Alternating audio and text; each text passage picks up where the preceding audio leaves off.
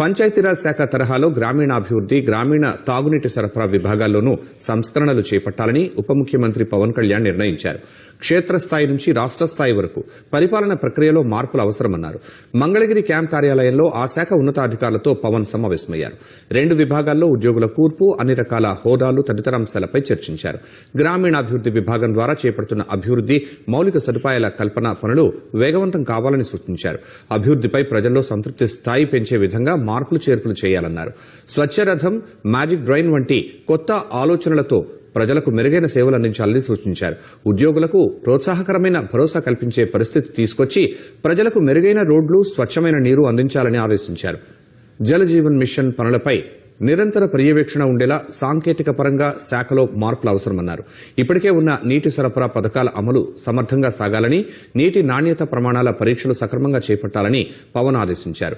ఉపాధి హామీ పథకంతో శ్రామికులతో పాటు ప్రజల్లో సానుకూలత పెంచే బాధ్యత ప్రతి ఉద్యోగిపై ఉందన్నారు. గ్రామ సభల్లో తీర్మానాల మేరకు చేస్తున్న పనులపై ఎప్పటికప్పుడు సమీక్షించాలన్నారు.